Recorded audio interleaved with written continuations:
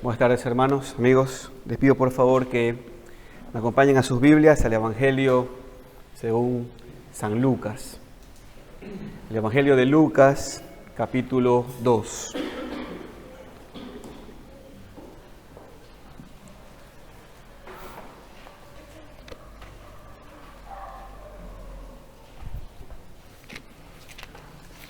Evangelio de Lucas, capítulo 2, versículos 17 al versículo 20. Lucas 2, versículos 17 al 20. Dice así la palabra de Dios. Y al verlo, dieron a conocer lo que se les había dicho acerca del niño. Y todos los que los oyeron se maravillaron de lo que los pastores les decían. Pero María guardaba todas estas cosas, meditándolas en su corazón. Y volvieron los pastores glorificando y alabando a Dios por todas las cosas que habían oído y visto, como se les había dicho. Hoy estamos 19 de diciembre, en el Día del Señor, y las fiestas de Navidad estarán en medio de la semana y un poco más cerca del próximo Día del Señor que de este día. Dicho de otra manera,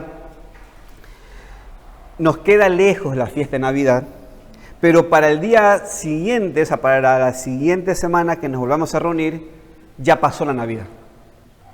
Esto me ha llevado al deseo de querer compartir con ustedes lo que tiene que ver con la historia del nacimiento de Cristo, pero desde el punto de vista de cómo es que debemos nosotros aprovechar esta fiesta de Navidad para poder compartir el Evangelio con otros. En este sentido, yo quiero que usted entienda esto. Hoy el hermano Iván nos estuvo hablando de la Cena del Señor, y una de las cosas que nos hablaba de la Cena del Señor es lo que simboliza la Cena del Señor. Y parte de eso es el hecho de anunciar la muerte de nuestro Señor y Salvador Jesucristo. Y si hablamos de la muerte de Cristo, hay algo que está implícito en esa doctrina. Para morir, primero había que nacer. Así que en cierto sentido, si nosotros todos los domingos y en la providencia de Dios en esta iglesia vamos a estar disfrutando de lo que es el celebrar y el recordar y el esperar esas bodas del Cordero, que prontamente estaremos disfrutando por la eternidad, y cada domingo estaremos celebrando el Día del Señor con la Cena del Señor, para nosotros es bastante conocido y crecemos en la doctrina de la encarnación del Señor Jesucristo, del nacimiento de Cristo, ¿no es cierto? Es más, de hecho el día de hoy tenía como programa compartir con ustedes, estamos estudiando Zacarías en este tiempo, y le puedo adelantar ya el título de Zacarías de la próxima semana, si Dios lo permite, que hablaremos de Jesucristo. Él es nuestra esperanza como sacerdote y rey. Y cuando hablamos de Cristo como sacerdote y rey, vamos a hablar de Cristo como Jesucristo como hombre. Y eso implica el nacimiento. Es normal que estemos constantemente meditando y estudiando con respecto a esto. Sin embargo, este deseo de querer cambiar de tema y querer hablar de este punto es porque estamos en un proceso de fundación de la iglesia, y aunque lo mejor sería que siempre el Señor sea el que proponga los mensajes por medio de la predicación expositiva de la palabra, por medio de la programación de la predicación, va a haber pocos momentos en los cuales salgamos de ese programa para predicar temas puntuales. Hoy era necesario hacerlo porque la idea es que entonces tengamos un ejemplo de qué es lo que debemos hacer, cuál debería ser nuestro pensar y cómo debería ser nuestro comportamiento de aquí en más cada vez que el mundo celebre las fiestas de Navidad.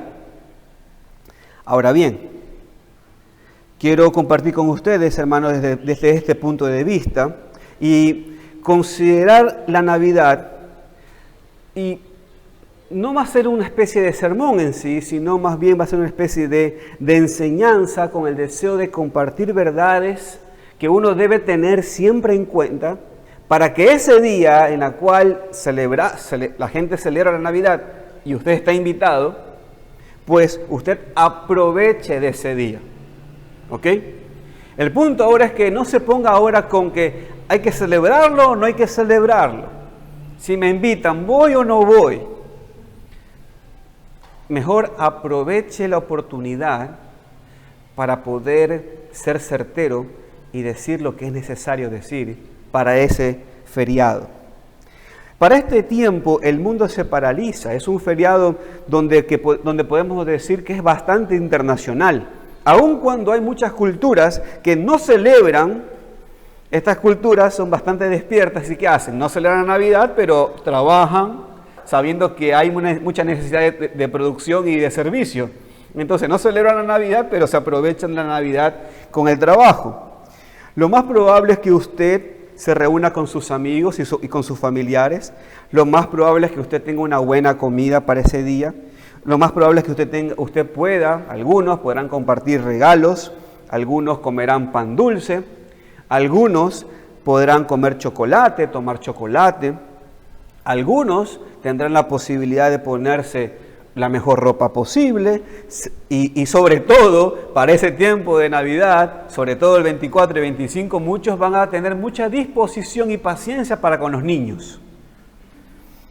Suele ser una fiesta donde las personas en su mayoría, y eso es lo interesante, ¿no? Normalmente están predispuestas a colaborar. Es como que el espíritu navideño nos acomoda los músculos de tal manera que intentamos pasarlo bien e intentamos ayudar a los demás, ¿no es cierto? Pero si nos ponemos a pensar un poco más profundo, estas cosas que les acabo de decir no son diferentes a otros eventos y momentos del año. Piensen esto. Cuando alguien se casa, cuando alguien tiene un baby shower, cuando alguien tiene un cumpleaños, cuando alguien se gradúa, cuando alguien tiene una celebración, normalmente aparecen estos mismos elementos que acabo de decir, los mismos elementos de la Navidad. ¿Qué cosas aparecen? Comida, buena comida, ¿no? Aparece un buen regalo por allí, aparece una buena ropa, te la pones allí, aparecen tus amigos, aparecen tus familiares y otra vez mucha predisposición y paciencia para con los niños. Entonces, ¿qué es lo que diferencia la fiesta de Navidad con las otras fiestas que solemos celebrar? ¿Qué es lo que diferencia? Para mi apreciación, para estas fechas hay una predisposición de oír la historia de Navidad. Para las otras celebraciones, no sé si a usted le ha pasado, a mí muchas veces, sobre todo en este país, que siempre cuando hay un cumpleaños, siempre una palabrita. Y uno comienza a pensar en todos los versículos de esa mañana, lo que uno le alcanzó a leer, ¿no? Para ver si uno mete allí, ¿no es cierto?, la palabra. Bueno, para las otras celebraciones, el predicar de Cristo y de su obra se vuelve un poco desafiante y nos lleva a usar el ingenio para tomar en primer lugar la atención de los demás y compartir el Evangelio. Pero en el feriado de Navidad, aún sabiendo que hay comida, regalo y hay una fiesta, pues como que las personas están un poco más predispuestas a oír la historia de la Navidad, aún cuando no la sepan. Si tenemos que decirlo de otra manera, es un feriado donde las personas conceden el permiso de que los cristianos puedan contar la dulce historia de la Navidad. Y como esto es así, nosotros debemos procurar de astucia, de poder hablarles lo que significa. Ahora que nos están dando la oportunidad de hablar de la historia de Navidad, pues sería bueno que lo aprovechemos. Puede ser que en todo el año has intentado hablarle del Señor a una persona. Le has intentado hablar de su nacimiento, de su vida y obra, de su muerte, de su resurrección, de su ascensión, de su glorificación, de su regreso, de su reino eterno. Posiblemente tú has intentado hablarle de eso a alguien y posiblemente no te haya oído con fe. Pero estas fechas en la providencia de Dios podrían ser muy útiles para que puedas compartir qué fue lo que pasó en la Navidad. La Navidad es una historia real y nosotros debemos ser efectivos en saber contarla. Las personas en ese momento van a tener tu atención, así que tú debes aprovechar la oportunidad de la fiesta de Navidad. Diles lo que realmente pasó ese día. Diles cuál fue el propósito de ese día. Diles cómo deben recibir esta valiosa información. Y Dios quiera que todo lo que invertiste en todo el año con ellos, ese día puedas tú recibir ganancias después de haber compartido la dulce historia del nacimiento del Señor Jesucristo. He titulado este mensaje, mis queridos hermanos y amigos, aprovechando la oportunidad de la fiesta de Navidad. Es eso, hay que aprovechar. También, pero hay que aprovechar. También, pero hay que aprovechar. Hay que aprovechar la fiesta de la Navidad y hay que aprovecharla sabiendo que debemos contar que Dios se hizo hombre en primer lugar. En segundo lugar, debemos aprovechar esta fiesta de la Navidad para poder contar que Dios vino a salvar a los pecadores. En tercer lugar, tenemos que aprovechar esta fiesta de Navidad para contar que Dios es el objeto de culto. Dios es el objeto de la adoración. Y finalmente, tenemos que aprovechar la fiesta de la Navidad porque debemos contar que Dios es la razón de la iglesia. Así que la oración, mis queridos hermanos, de este mensaje gira en torno a que hoy salgamos. Esta es mi propuesta. Esta es mi propuesta. Si usted tenía planeado reunirse solo, mi propuesta es que después de este mensaje, usted ya no quiera reunirse solo ese día. Mi propuesta es que usted, después de este mensaje, usted salga con el deseo de volver a tomar su espada, la pula bien y la use para este feriado de Navidad. Vamos a orar y que el Señor nos guíe. Padre, es tu casa, es tu palabra, guíanos, te lo pedimos, en el nombre de Cristo Jesús. Amén. Acompáñenme por favor a Lucas capítulo 2 y tenemos que aprovechar la oportunidad de la fiesta de Navidad para enseñar, mis queridos hermanos, que Dios se hizo hombre. Eso es una de las cosas que primero tenemos que aprovechar y enseñar y hablar. Miren lo que dice el versículo 18, fíjense. Versículo 18, capítulo 2. Y todos los que oyeron se maravillaron de lo que los pastores les decían. El punto aquí es entender la reacción de las personas aquí, la reacción de cómo las personas respondieron a lo que hicieron los pastores. ¿Cuál fue la reacción de ellos? Fíjense lo que dice el texto. El texto dice que ellos se maravillaron, dice el versículo 18. La pregunta que tenemos que hacernos es, ¿qué es lo que los pastores dijeron para que las personas se maravillen? Las personas se maravillaron porque los pastores dijeron algo, ¿ok? ¿Y qué fue lo que dijeron los pastores? Si nosotros observamos, mis queridos hermanos, el cuadro previo, veremos que los pastores estaban cuidando el rebaño en la noche y luego se presentó un ángel para anunciarles que ha nacido el Salvador. Eso usted lo lee en versículos anteriores, ¿ok? Que ha nacido el Salvador, Cristo el Señor. Luego de eso, el ángel les indica que va a encontrar al niño envuelto en pañales, acostado en un pesebre. Y esa va a ser la guía, esa va a ser la señal. ¿Qué fue lo que sucedió después? Bueno, dice los textos, si usted está pegando ahí un ojito a los versículos anteriores, dice que los pastores se dijeron uno a otro, bueno, no dice así, eso me estoy imaginando yo, pero se habrán dicho, bueno, oye, vamos entonces a ver lo que ha sucedido, porque el ángel nos ha dicho algo, que ha sucedido algo. Entonces fueron a ver lo que ha sucedido y lo que el Señor les ha manifestado. Eso sí dice el texto. Entonces ellos fueron, ¿qué pasó? Encontraron a María, encontraron a José y encontraron la señal. Encontraron al niño en el pesebre. ¿Qué fue lo que sucedió después? Versículo 17. Y al verlo, dieron a conocer lo que se les había dicho acerca del niño. ¿Qué es lo que se les dijo acerca del niño? ¿Qué es lo que el ángel le dijo a los pastores?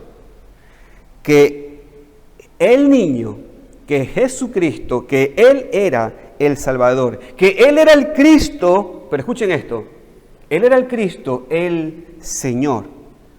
Entonces, ¿qué hicieron los pastores? Dieron a conocer lo que se les había dicho acerca del niño, y entonces cuando dijeron, ese niño es Cristo el Señor. Cuando dijeron eso, todos se maravillaron. Por supuesto, mis queridos hermanos, que no se maravillaron porque nació un niño. Si bien el nacimiento de un bebé es felicidad para todos, no es que estaban maravillados porque nació un niño más. Los niños nacen a diario, ¿ok? Estamos contentos por la felicidad de que hay más niños. ¿Está todo bien? Pero no es esa la felicidad, no es esa la maravilla acá. Aquí estaban maravillados porque el que había nacido era Cristo el Señor. La maravilla era que no solo había nacido el Salvador, escuchen, no nació un Josué, que significa Salvador, había nacido Cristo el Señor. En otras palabras, las personas estaban maravilladas porque los pastores estaban diciendo esto: Dios se hizo hombre, nació Cristo el Señor. Es el milagro que nunca había sucedido antes y que nunca más sucederá después. Dios dejó su gloria y tomó forma de hombre. Dios en carne, sangre y hueso. El tema es que el Señor, por medio de los escritos de Moisés, y aquí es donde también quiero tomar su atención, mis queridos hermanos y amigos. El tema es que el Señor, por medio de los escritos de Moisés, por medio de los profetas y por medio de los libros de sabiduría, dicho de otra manera, en todo el Antiguo Testamento, Él iba indicando que iba a venir el Cristo. Por tanto, su pueblo, el pueblo de Dios, el pueblo que tiene sus ojos en la palabra de Dios, estaban atentos a la venida del Cristo, del Mesías. Sabían que Dios no miente y que el Mesías vendría. Pero lo que era abismalmente sorprendente es que el Cristo era Dios mismo. Y eso era abismalmente sorprendente. Ellos entendían que el Cristo iba a ser un hombre. Entendían que el Cristo iba a nacer de una mujer. Lo entendían porque desde Génesis 3:15 se nos habla de eso. Entendían que iba a ser descendiente de Abraham, porque en la simiente de Abraham serían benditas todas las familias de la tierra. Sabían que tenían que ser de la tribu de Judá, porque el cetro de Jacob lo había delegado para Judá. Sabían que tenía que ser descendiente de David, debido a que a David se le prometió un trono para siempre. Entendían que este Cristo, este hombre, iba a tener el Espíritu de Dios sin medida, que sobre él reposaría el poder de Dios, que iba a tener poder para dar luz a los gentiles, y que de hecho él daría su vida por expiación al pueblo de Dios, para que el pueblo de Dios obtenga la paz de Dios. Todos estaban siempre plenamente convencidos que el Cristo era un hombre. Lo sabían bien. Hermanos, de hecho, si nos ponemos a estudiar la historia de la iglesia, en los primeros siglos nunca hubo problema con el entendimiento de que Cristo era un hombre. En una primera instancia. Ahora bien, pero el anuncio de los pastores, quise decir de que Cristo era Dios. Pero el anuncio de los pastores fue que además de un hombre, el Cristo era el Señor mismo. Y eso fue lo que maravilló a todos. Sabían que era un hombre el que iba a venir. Pero ahora los pastores están diciendo, pero también es Dios. Por eso todos se maravillaron. El Mesías, todo lo que estábamos esperando era Dios mismo. El Señor nos está dando mucho más de lo que pensamos o anhelamos. Y esto es una de las verdades, mis queridos hermanos, de la real historia de la Navidad. Si hay algo que debemos aprovechar a decir en esta fiesta es esto: Dios se hizo hombre. Dios fue manifestado en carne. El Cristo no era un judío más. Era un judío más, pero también era Dios. ¿Cómo se debe reaccionar a tremendo anuncio? Dice el texto que las personas se maravillaron. Estaban maravillados porque entendieron lo imposible. Dios se hizo hombre. Dios se hizo hombre y estaba envuelto en un pañal. Como cualquiera de nosotros cuando recién nacimos. Dios se hizo hombre, nació, creció, vivió, murió como todo un hombre, pero resucitó demostrando que era Cristo el Señor. Es fácil pensar es fácil pensar en Cristo como el niño Jesús, así como la mayoría lo tiene, sobre todo en Navidad. A Cristo como el niño Jesús. Pero la gente no se maravilla por eso. La gente no está maravillada. Ven a un niño chiquito, lo hacen estatua y no están maravilladas por eso. La maravilla viene cuando entendemos que ese hombre que nació en Belén y murió en la cruz era Dios hecho hombre. Esa es la maravilla. Ese es el mensaje poderoso y diferente. Los hombres en la Navidad veneran lo que ellos imaginan que solamente era un hombre.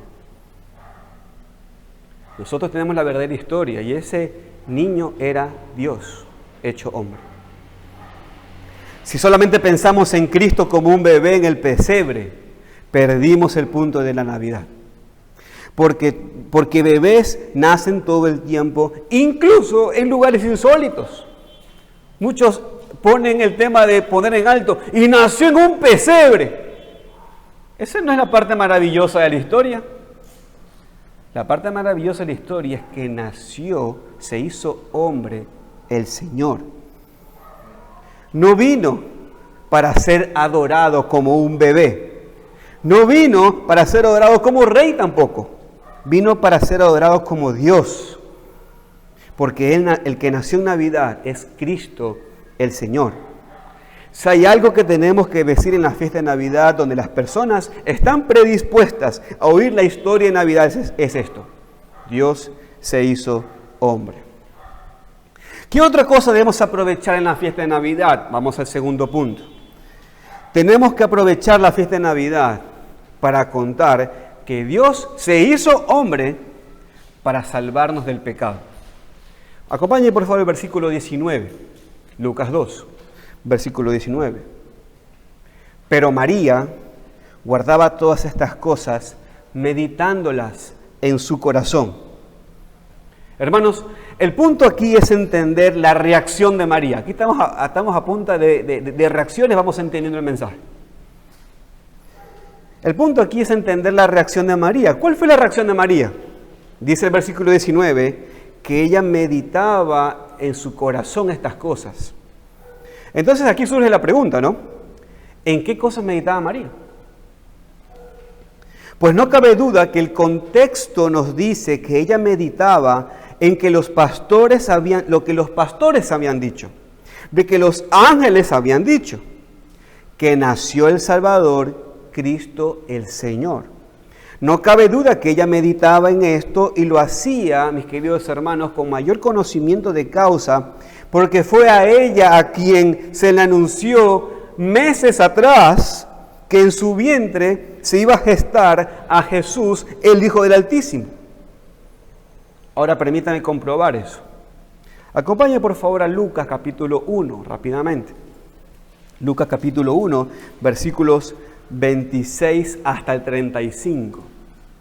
Luego saltaremos al 46, pero Lucas capítulo 1, versículos 26 al 35, dice la palabra de Dios: al sexto mes el ángel Gabriel fue enviado por Dios a una ciudad de Galilea llamada Nazaret, a una virgen desposada con un varón que se llamaba José, de la casa de David, y el nombre de la virgen era María.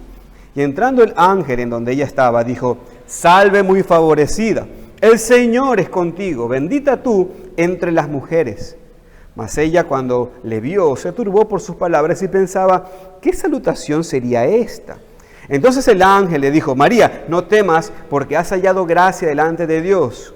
Y ahora concebirás en tu vientre y darás a luz un hijo, y llamarás su nombre Jesús.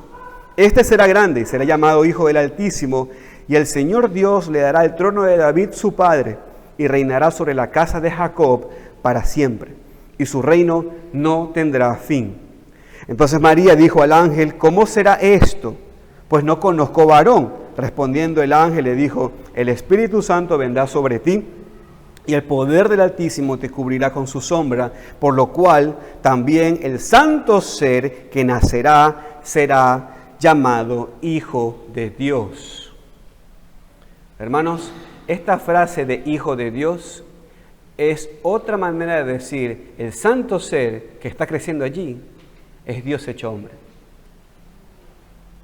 Ahora, miren cómo responde María. Acompáñenme al versículo 46 en adelante. Miren cómo responde María a este anuncio. Versículo 46 en adelante. Entonces María dijo: engrandece mi alma al Señor, y mi espíritu se regocija en Dios mi Salvador, porque ha mirado la bajeza de su sierva. Pues he aquí, desde ahora me dirán bienaventurada todas las generaciones, porque me ha hecho grandes cosas el poderoso, santo es su nombre, y su misericordia es de generación en generación a los que le temen. Hizo proezas con su brazo, esparció a los soberbios en el pensamiento de sus corazones, quitó de los tronos a los poderosos y exaltó a los humildes. A los hambrientos colmó de bienes y a los ricos envió vacíos. Socorrió a Israel su siervo, acordándose la misericordia de la cual habló a nuestros padres para con Abraham y su descendencia para siempre. Entonces, hermanos, fíjense lo que pasa aquí. María recibe el anuncio del ángel de que ella concebirá en su vientre a Jesús. Lo que significa esto: el Salvador. Ella entendió que el que estaba gestándose en su vientre era el Salvador. Y fíjese cómo lo entiende tan bien que en el versículo 46 y 47, una vez más, léalo allí, dice que ella dijo: engrandece mi alma al Señor, y mi espíritu se regocija en Dios mi Salvador. Entonces, ¿cuál es el concepto que ella había entendido del anuncio del ángel? Que su hijo era el Salvador. Pero lo que a ella luego le impacta cuando ella acaba de dar a luz su hijo es que entran los pastores diciendo lo que los ángeles dijeron, esto, que ha nacido el Salvador. María lo tenía claro, pero María no sabía que además de que era su Salvador, lo que le impacta es que su Salvador es el Señor. Entonces María no solamente se maravilla de que Dios se hizo hombre, ¿sabe qué hizo? También meditó de que ese hombre, quien es Dios, es su Salvador.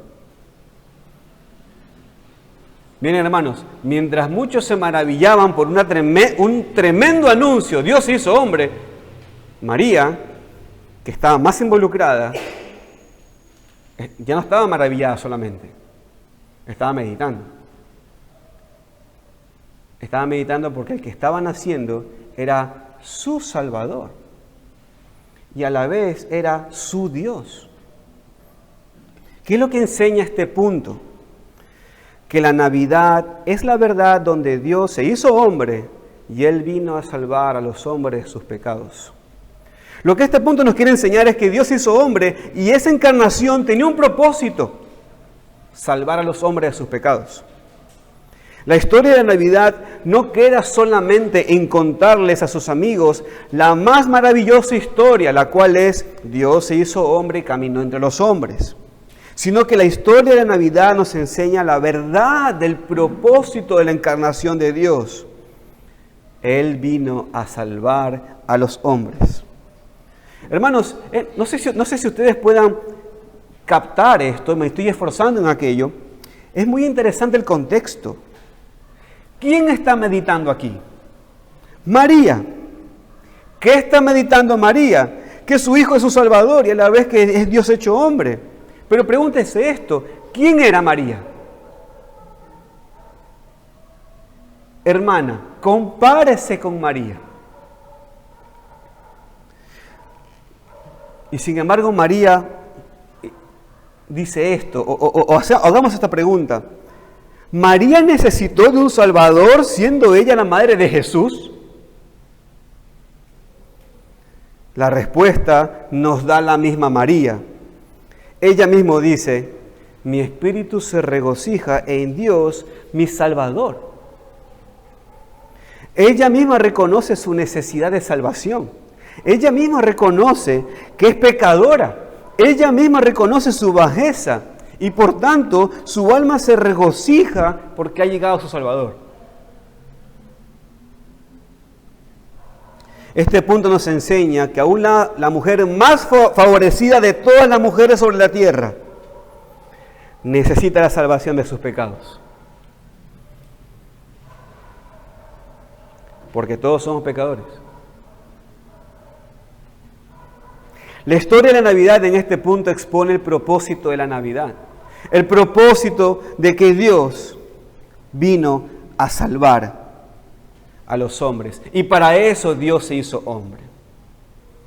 Todo hombre, toda persona nacido de mujer, escúcheme amigo y amiga, ha nacido maldito. Todos los hombres somos descendientes, somos hijos de Adán. Adán es nuestro padre y Adán, nuestro padre, pecó. Y al pecar, no solo se maldijo él, también maldijo a su descendencia. Por eso todos sus descendientes nacen enemigos de Dios. Todos sus descendientes nacen bajo la ira de Dios. Todos los descendientes de Adán nacen muertos espiritualmente, muertos en delitos y pecados. Todos los seres humanos, por cuanto hemos pecado, no por la cantidad, sino por el hecho de haber cometido pecado, estamos separados de la gloria de Dios. Y esa es la razón por la cual todos los seres humanos pecan y siguen pecando, porque hemos nacido en pecado. Estamos vendidos al pecado. Por tanto, el pecado es el amo del hombre y el hombre no puede sacarse por sí solo las cadenas de ese amo. En primer lugar, no puede liberarse del pecado porque no quiere tampoco. En segundo lugar, no puede liberarse del pecado porque espiritualmente está muerto para liberarse del pecado. Por lo tanto, ahí está nuestra necesidad de salvación. Por tanto, ahí nuestra necesidad de que alguien nos libere. Por tanto, ahí la necesidad de un Salvador. El hombre necesita la liberación del amo llamado pecado. Necesita la salvación de sus pecados, pero también necesita la salvación de la ira de Dios por sus pecados. El gran problema del hombre es su pecado. Y la historia de la Navidad nos enseña esto. Debido a la condena de Dios al hombre por ser pecador, debido a que la paga del pecado es la muerte, el Señor se hizo hombre para salvar al hombre. Si alguien pregunta, ¿por qué Dios se hizo hombre? ¿Por qué Dios vino al mundo y se encarnó? Aquí la respuesta, para salvar a los hombres de sus pecados. Él vino al mundo para resolver el problema del pecado que el hombre había cometido. Somos descendientes de Adán y Eva. Ellos pecaron, somos sus descendientes y nosotros también hemos nacido en pecado. También tenemos la ira de Dios sobre nosotros. La pregunta es, entonces, ¿cómo nos salvamos? Y para eso, Dios se hizo hombre. El segundo Adán, Pablo le dijo así a Cristo.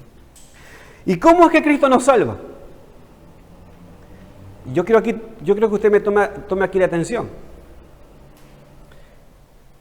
Por dos cosas o dos mandatos que obedeció Cristo.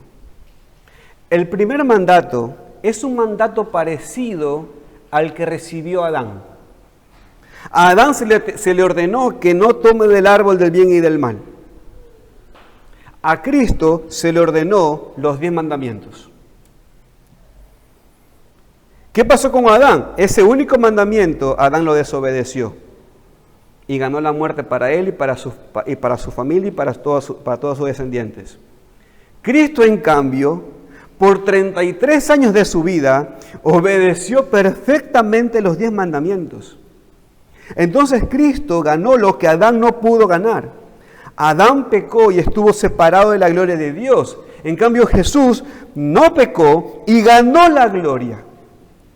Por eso el Señor le ha dado a Jesús un nombre que es por encima de todo nombre, para que en el nombre de Él toda rodilla se doble y toda lengua confiese que Él es el Señor. Adán no lo logró, Cristo sí lo logró. Ahora bien, ese fue el primer mandamiento que sí pudo cumplir el Señor, que Adán no cumplió. Pero hablamos de que Cristo cumplió 2 mandamientos puntuales. El primero ya lo desarrollamos, los 10 mandamientos. Pero hay un mandamiento más. Y ese mandamiento más tiene que ver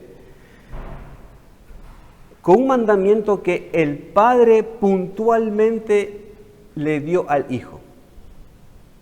Uno que puntualmente le dio al Hijo.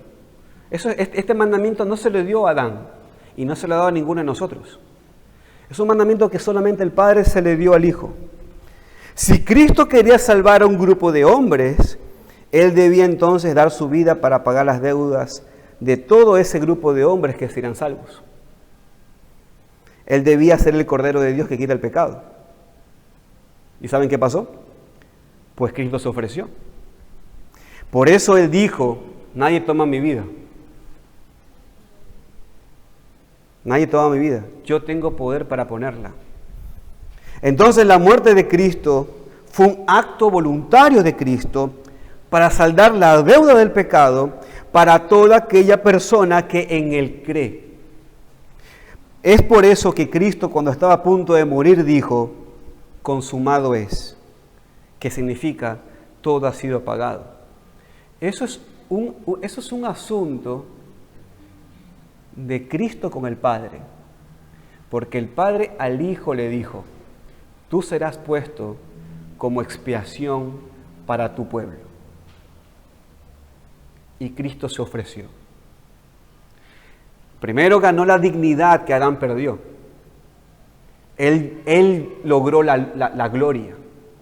Pero ahora tú lograste la gloria. Ahora, ¿tú quieres salvar a un grupo de hombres? Sí. Tienes que ofrecerte por expiación.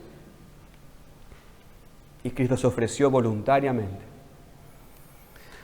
Así es como Cristo nos salva.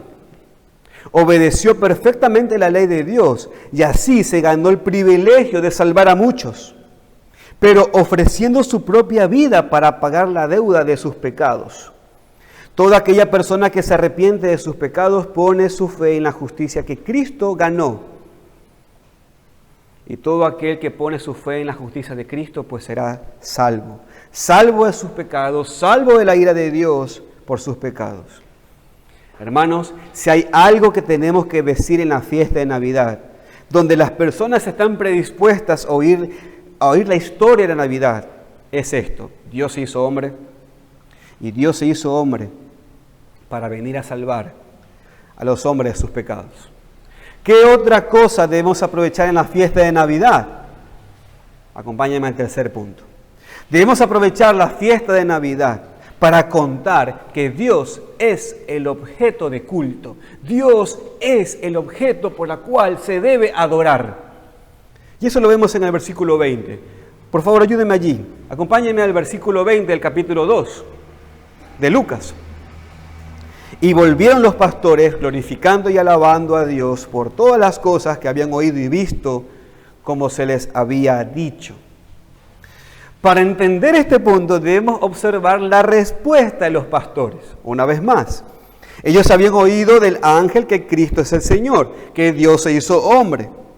También habían oído del ángel que el propósito por el cual Dios hizo hombre fue para salvar a los pecadores. Ellos entonces entendieron bien que la salvación de sus pecados no consistía en sus propias justicias. ¿Para qué va a venir un Salvador si yo me puedo salvar por mí mismo? Pero si viene un Salvador, nos está mostrando de que yo no me puedo salvar por mí mismo. Ellos entendieron bien que la solución al problema del pecado no estaba basado en ellos mismos, sino en la obra de gracia de Dios al hacerse hombre y Él venir a salvar. Ellos entendieron que la maldición que sobre ellos caía producto de ser descendientes de Adán, podría ser rota esa maldición por medio de la bendición de la obra del Salvador Jesucristo. Por tanto, al asimilar que la salvación de sus almas viene de la providencia de Dios, pregunta, ¿cuál fue la reacción de los pastores? ¿Cuál fue la reacción de estos pastores cuando entendieron que la salvación viene de Dios? Dice el texto en el versículo 20, que ellos glorificaron y alabaron a Dios. Hermanos, ¿qué es lo que debemos aprender de este punto? La historia de la Navidad nos enseña la verdad de que Dios se hizo hombre y se hizo hombre para salvar a los hombres de su pecado. Y debido a que Dios es el Salvador de los hombres, Dios es el objeto de culto. Debemos, hermanos, proclamar fuertemente esto. Dios es el Salvador de los hombres y Él es el objeto de adoración. Hermanos queridos, esto no debemos olvidarnos nunca. Él es el adorable. Él es el magnífico de gloria. Él es quien es digno de alabanza. Él es alabado por su justicia. Él es alabado por su gracia. Él es alabado por su misericordia. Él es alabado por su sabiduría. Él es el ser en quien toda la creación le rinde pleitesía. Todo lo que respira, alabe a Jehová. Salmo capítulo 20, versículo 5 dice, nosotros nos alegraremos en tu salvación y alzaremos pendón en el nombre de nuestro Dios. La fiesta de Navidad es un muy buen feriado para decirles a los que podamos cuál es la razón por la cual debemos adorar a Dios. ¿Saben cuál es la razón por la cual debemos adorar a Dios? Porque Dios es el Salvador. Dice Dios, en la persona del Señor Jesucristo, es el Salvador. Dice lastimosamente, las falsas historias de Navidad, ellos apuntan muy mal. ¿Cómo tú sabes que estás en una buena historia de Navidad? Cuando tú estás escuchando lo que te estoy diciendo. Cuando tú sabes que estás escuchando una muy mala y una falsa historia de Navidad, cuando tú vas a escuchar lo que te voy a decir ahora. Las falsas historias de Navidad han enseñado que el objeto de adoración es María. Desarrollan la leyenda que si María dio a luz a Jesucristo sin pecado, es porque María era sin pecado. Pero si tú te pones a pensar, si María era sin pecado, entonces su mamá también tuvo que haber sido sin pecado. Y su mamá. Y ahí entra esa canción que está a la moda, ¿no? Pero es absurdo, ¿se dan cuenta? Es absurdo. Entonces María llega a ser corredentora de la creación, dicen. O sea, entonces María es una pieza fundamental de la salvación y por tanto habría que alabarla, pues. Pero, hermanos, acabamos de ver en los textos que María, ella se confiesa necesitada de la salvación. Y María misma estaba maravillada y meditaba en que el santo ser que nacía en su vientre era su Salvador. María no es el objeto de adoración. Cristo Jesús lo es. Bajo la abominación de señalar a María como el centro de la adoración, el hombre en su imaginación diabólica ha creado falsos cristos. Como por ejemplo cantar al burrito que va a Belén y termina siendo el burrito de Belén el objeto de adoración. O los peces en el río. O los reyes magos terminan siendo el objeto de adoración. O comienzan a adorar a José también y le ponen una cosa así, un círculo en su cabeza. O también comienzan a adorar a los ángeles. Y de manera moderna comenzamos a adorar, la gente comienza a adorar a Papá Noel, comienza a adorar las reuniones de los amigos que religiosamente debes ir. Comenzamos a adorar la cena del trabajo porque no puedes faltar. Comenzamos a adorar la entrega de regalos porque sin entrega de regalos y amigos secretos no es Navidad. Comenzamos a ponernos en situaciones que si estos elementos no están, la fiesta de Navidad pues nos incomoda y nos pone de mal humor. Pero la enseñanza de la Navidad no está ahí. Ahí no está la enseñanza de Navidad. La verdadera historia de la Navidad nos enseña que al Señor tu Dios adorarás y a Él solo servirás. La verdadera historia de la Navidad nos enseña que Jesucristo es Dios, quien fue crucificado, pero resucitó de los muertos, y aunque Él fue reprobado por los de su propia ciudadanía, Él era la cabeza del ángulo. Él es la piedra fundamental, porque en ningún otro hay salvación, porque no hay otro nombre bajo del cielo dado a los hombres en que podamos ser salvos. Y como Él es el Cordero que fue inmolado por nuestros pecados, Él es digno de toda honra, gloria y alabanza. Por tanto, debido a que Dios, en la persona de Jesucristo, es el Salvador y por tanto es digno de toda adoración, la historia de la Navidad nos enseña que no debe ser una fiesta donde se debe complacer nuestros caprichos, sino más bien debe ser un feriado donde en todo caso el egoísmo debe menguar y la alabanza a Cristo debe crecer. No sé si estamos meditando un poco lo que estamos hablando, pero escucha bien. Debemos aprovechar el momento donde la persona está predispuesta a oír para decirles que no a nosotros, Señor, no a nosotros, sino a tu nombre da gloria. Es un buen momento para decirles, la vida no se trata de ti. La historia no se trata de ti. ¿Por qué nadie me mandó feliz cumpleaños? ¿Por qué nadie se acordó de mi Navidad? ¿Por qué nadie se acordó de una tarjeta, un mensajito? La vida no se trata de ti. Se trata de Él. Porque y por Él y para Él son todas las cosas. A Él sea la gloria. Hermano y hermana que está aquí, pero usted tiene que tener esto claro.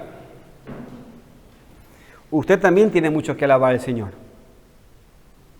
No se ponga ahora como, estoy aprendiendo las clases, la lección para el 24. No solo sus oyentes en la fiesta de Navidad tienen que alabar al Señor. Usted también va a participar. Y usted también debe glorificar a Dios y alabarle por la salvación en Cristo que usted tiene. Porque la salvación de Dios tampoco es algo que usted logró por sus propios méritos. Cuidado, O que usted ganó por su propia justicia. Cuidado, No fueron sus propias obras. No fue su propia conducta. No fueron sus méritos. De hecho, no fue su oración la que lo salvó. De hecho, tampoco fue su fe la que lo salvó. Lo que lo salvó, ¿sabe qué fue? Dios en su gracia. La fe es un instrumento por el cual viene la gracia de Dios. Pero recuerde esto, Dios es independiente de sus criaturas. El Señor no está ligado a las criaturas. Él no empuja a nadie y Él no necesita nada. Pero la razón por la cual usted, mi querido hermano y hermana, debe alabar al Señor es que usted no se convirtió usted misma. Usted no se convirtió usted mismo. Miren por favor, acompáñenme rápidamente lo que dice Juan, capítulo 1. Juan capítulo 1.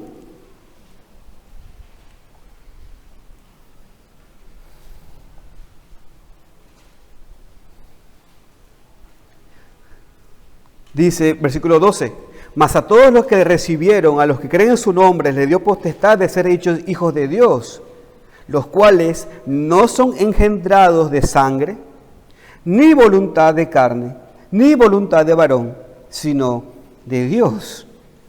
Hermano y hermana que está aquí, escúcheme bien, la razón por la cual somos hoy ovejas de su prado es porque Él nos hizo ovejas de su prado. Nosotros nacimos serpientes, ni siquiera fuimos cabritos. Nacimos serpientes y fuimos hechos corderos. Nosotros nacimos en tierra extranjera donde no había luz y luz resplandeció sobre nosotros por medio del Evangelio de Cristo. Y producto del Evangelio del Reino es que fuimos parte del pueblo de Dios. Así que como dice el Salmo 100, y este es el verdadero contexto del Salmo 100, reconoced que Jehová es Dios. Él nos hizo y no nosotros a nosotros mismos.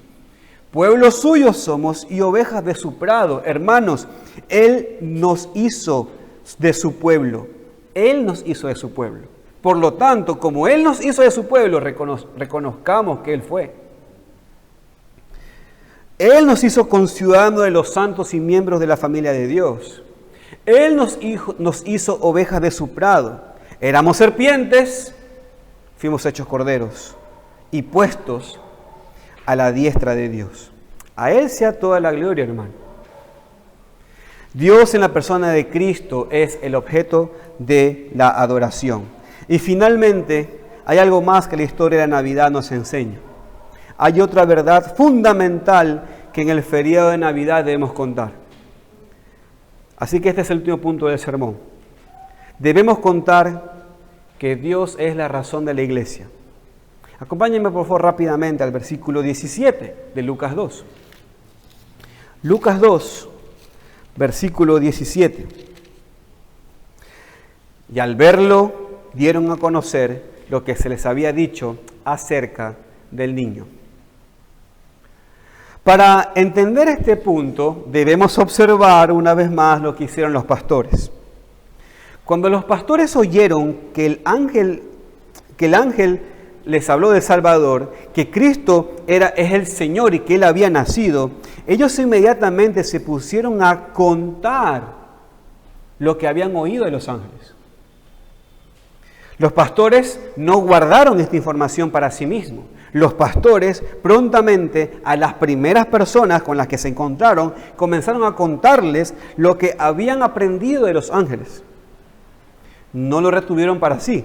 Estaban contentos y deseosos de contar lo que habían oído y ahora era ese momento. ¿Cuál es el punto aquí? La historia de Navidad nos enseña que la predicación por parte de la iglesia es producto de la verdad de que Dios se hizo hombre y que se hizo hombre para venir a salvar al hombre. La historia de la Navidad, hermanos, valida la predicación. La predicación es fácilmente bien rastreada en la historia de la Navidad. La historia de la Navidad nos enseña la validación por parte de Dios de que la iglesia debe existir. Hermanos, ¿alguien se recuerda acá qué es la iglesia? Rápidamente. Por ejemplo, acompáñenme allí, 1 Timoteo capítulo 3, versículo 15. ¿Qué es la iglesia? 1 Timoteo capítulo 3, versículo 15. Fíjense lo que Pablo le dice a Timoteo. Para que si tardo, sepas cómo debes conducirte en la casa de Dios, que es la iglesia del Dios viviente. ¿Qué dice? Columna y baluarte de la verdad. Hermanos, hermanas, entre muchas hermosas definiciones que la Biblia tiene con respecto a la iglesia, esta definición es sublime. La iglesia es columna y baluarte de la verdad. Es el lugar en donde se expone la verdad, eso es columna. Y es el lugar de donde se defiende la verdad, eso es baluarte. Alguien preguntará, si la iglesia es columna y baluarte de la verdad, ¿qué es la verdad?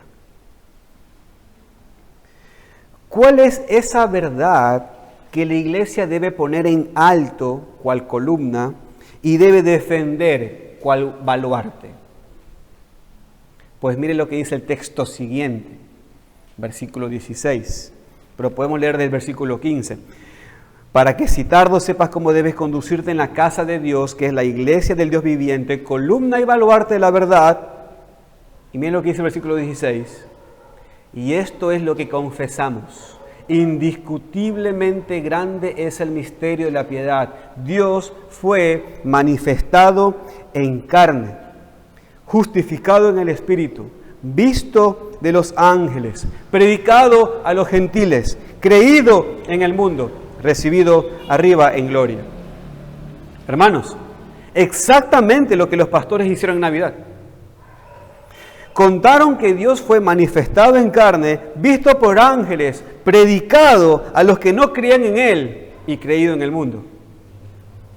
Si alguien se pregunta, ¿por qué los cristianos predican? Si alguien se pregunta, ¿por qué los cristianos predican? ¿Por qué existe la iglesia? Una hermosa respuesta en el feriado de la Navidad es, déjenme y te cuento qué pasó en Navidad. Dame unos minutos y te cuento qué pasó en Navidad. Y te explico por qué los cristianos predican.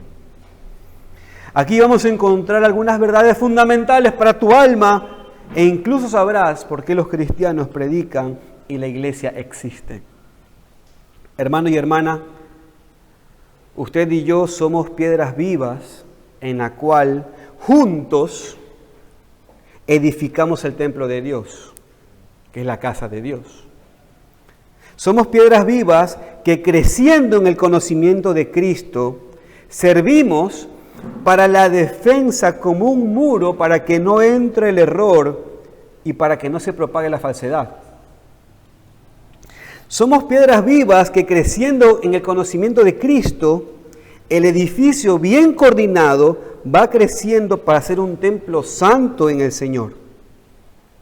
Somos piedras vivas que creciendo en el conocimiento de Cristo y bien concertados unos con otros por medio de los dones y los talentos que Dios ha puesto según la actividad de cada miembro, recibimos mutuamente el crecimiento para ir edificándonos en amor. Somos piedras vivas que creciendo en el conocimiento de Cristo, cumplimos con la profecía del Antiguo Testamento. Las piedras hablarán. Nosotros somos esas piedras que hablan. Dios hecho hombre, Dios salvando al hombre, Dios siendo glorificado por sus obras de creación y por sus obras de salvación, es el tema de las piedras vivas. Como lo hicieron los pastores en aquel día de Navidad. Los judíos rechazaron este gran privilegio y Dios les dijo, si ustedes no hablan, las piedras hablarán. Y eso somos nosotros. Somos esas piedras vivas que hablan. Dios es la razón de la iglesia. Por tanto, la belleza y la gloria de la iglesia es debido a la hermosura y la magnificencia del Señor. Hermano y hermana, quiero tomar su atención aquí porque lastimosamente, últimamente en estos tiempos, aunque en verdad desde tiempos apocalípticos, ha estado pasando algo que le quiero advertir.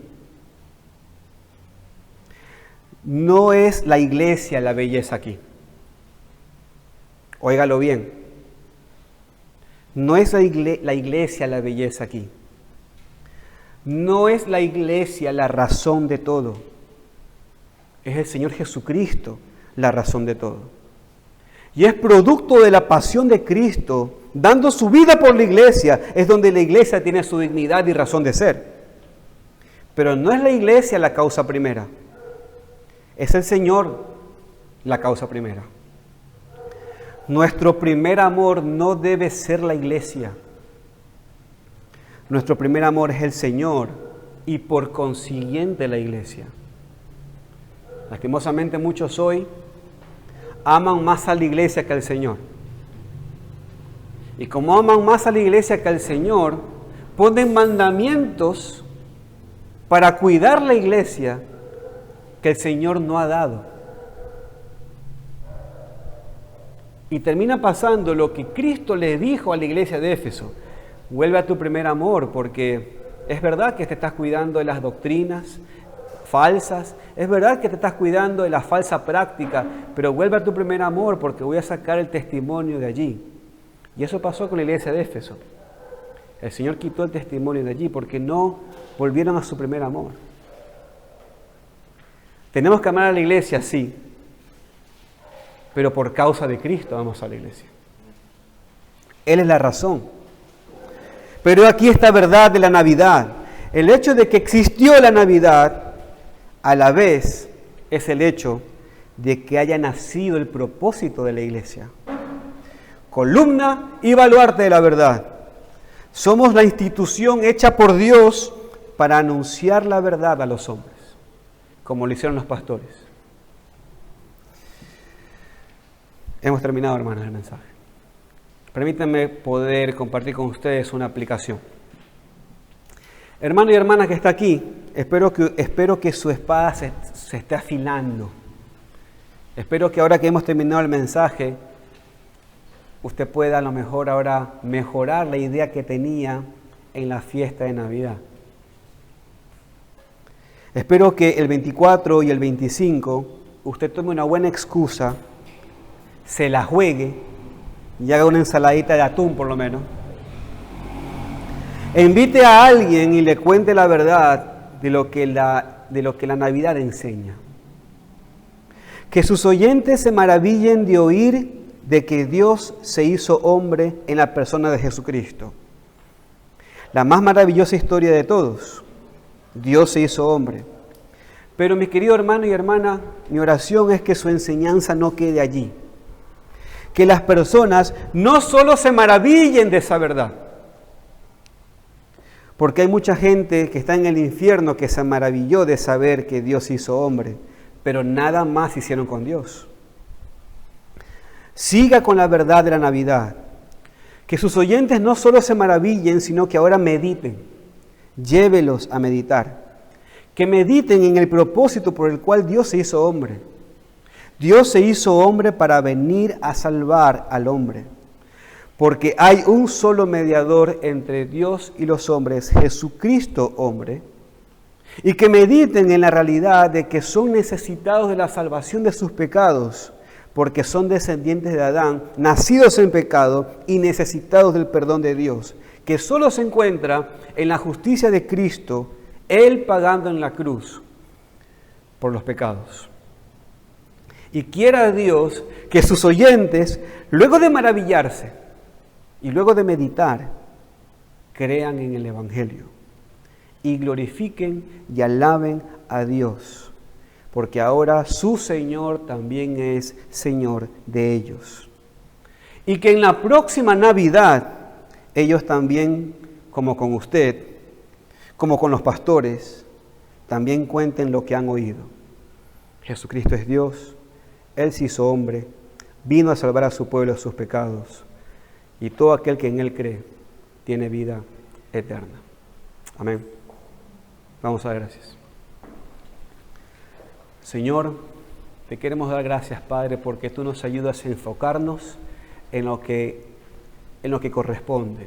Señor, aquí vemos claramente ese consejo que tú le diste a los apóstoles y que nosotros también podemos aplicarlo. Que tenemos que ser astutos, que debemos ser dependientes del Espíritu tuyo para poder predicar tu palabra, pero que tenemos que ser astutos. Así como hizo el apóstol Pablo en medio de un templo pagano, en medio de altares paganos y vio la posibilidad de predicar a ese Dios que no tenía imagen y anunciar las buenas nuevas de salvación. Padre, de la misma manera, Señor, ayúdanos a ser maduros con respecto a este feriado. Oh mi Dios, lo importante aquí es el hecho de que hay una predisposición. Rogamos, Padre, lo que nuestro Señor Jesucristo ya dijo del Espíritu Santo. Él está trabajando en el mundo, redarguyendo de pecado. Esa obra no nos corresponde y confiamos en fe de que el Espíritu Santo está obrando en el mundo así, está redarguyendo al mundo de sus pecados. Ahora, mi Dios, te queremos rogar que tú nos llenes del poder del Espíritu Santo, para entonces esta dulce historia, la historia verdadera, en este feriado podamos compartir. Señor, ayúdanos a enseñar la realidad, la verdad. Mi Dios, tú eres el objeto de adoración. Cristo es la cabeza de la iglesia, Él es la preeminencia. A Él todas las criaturas, tanto en los cielos como en la tierra, le rinden adoración. Señor, ayúdanos, danos la sabiduría para poder llevar a las personas a la adoración. Y sabemos, Padre, que eso tiene que ver con el hecho de contar de que nuestro Dios se hizo hombre y vino a salvar al mundo de sus pecados. Bendito Dios, rogamos, Padre, para que en este tiempo tengamos la alegría de cosechar. Mi Dios, tú dices la verdad. Los campos están blancos. Este es un gran tiempo de cosecha. Mi Dios, llévanos al campo a cosechar. Y Padre de la gloria, que estas personas que van a oír tu palabra, mi Dios, también se alineen prontamente en esta hermosa casa tuya, que se junten piedra con piedra. Como estamos ahora aquí, pedimos que también se sumen y sigamos repitiendo esta dulce historia, la verdadera historia de la Navidad. A ti sea la gloria, Señor, por tu palabra y por tu amor para con nosotros en instruirnos. En el nombre de Cristo Jesús damos gracias. Amén.